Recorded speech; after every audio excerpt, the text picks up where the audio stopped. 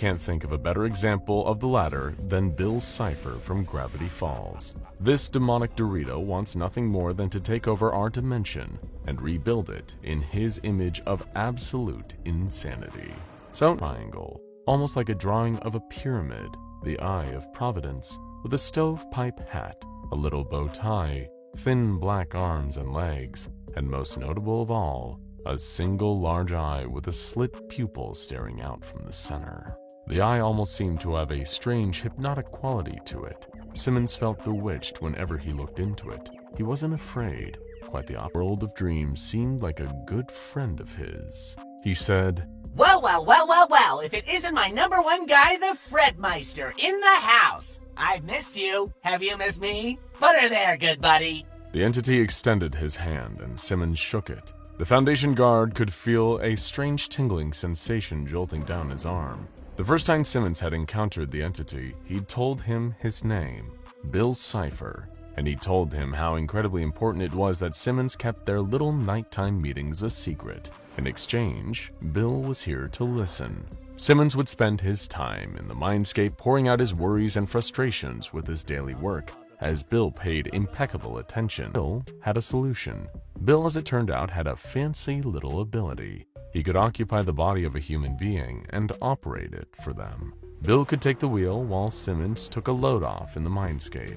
How hard could standing around pretending to look busy at the SCP Foundation really be? As Bill explained the offer to him, Simmons couldn't really see any flaws in his reasoning.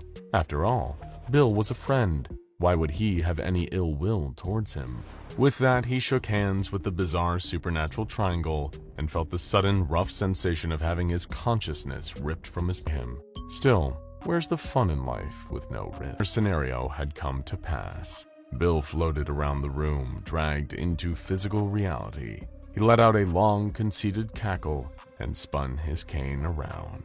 This was going to be fun. Elsewhere, Bill, on the other end, was having a wonderful time. He was pondering all the different into a giant maze to run them through.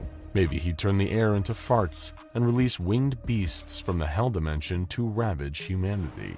Maybe he'd go out into the parking lot and key everyone's cars. Oh, the diabolical possibilities were endless. Interrupted by a group of Foundation security operatives wielding assault rifles. Wait!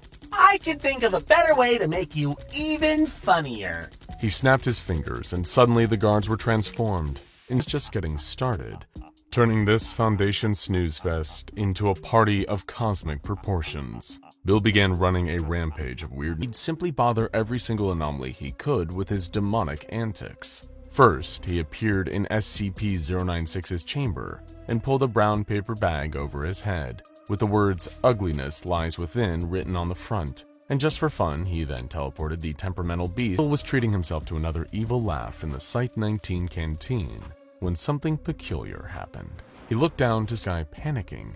Was he stupid? Bill would seemingly need to teach this guy a thing or two about fear. Hey, Gramps! Don't know if it's escaped your attention, but I've been giving this place an extreme makeover. Did you forget to put on your glasses this morning, or are you just that senile? The stranger remained calm. Bill's single eye widened at this. Wait, hold up. How did you know my name? Bill asked, irritated. Are you a friend of the Time Baby or something? He floated over and began circling the stranger. My line! Bill screeched, turning red. Who do you think you are? Didn't like this. This whole universe was going to be his, and he certainly didn't appreciate some insolent old man acting like he ran the roost around here. Bill would give him an education in who was really holding the reins, and it would be the kind of education that left scars, if it left anything at all. He extended his spindly black arms and released bolts of lightning against the stranger, who simply hoping to hide his irritation. I'm just getting started, he bellowed. With a thunderous roar that shook the very foundations of Site-19, Bill began to grow and shift. No longer a silly little triangle, he became a huge red pyramid of pure nightmares, covered in glowing golden arms and teeth, with long black tongues drooping out of each level. It was the most... Oh, that does it. Bill would simply have to destroy him. It was a matter of pride now. He raised several of his huge golden fists and began pounding down on the comparatively tiny humanoid stranger. It was an assault so powerful that the ground began cracking around their feet, and yet it seemed that with almost no effort, the stranger was able to intercept and block every single blow. Naturally, Bill was infuriated. It was time to finally unleash the full breadth of his power on this beardy wise guy. He launched thunderbolts, fireballs, legions of giant mutant wasps, hailstorms, maelstroms, bubbles of pure madness, snakes made out of barbed wire, and even incredible coarse language. But despite it all, this man, the one who claimed people called him God, was utterly unfazed. "You can dish it out," he said. "but let's see if you can take it." Bill began to laugh. What the heck's that supposed to mean? You can't. God snapped his fingers, and Bill was gone, vanished, and with a flick of his wrist, all the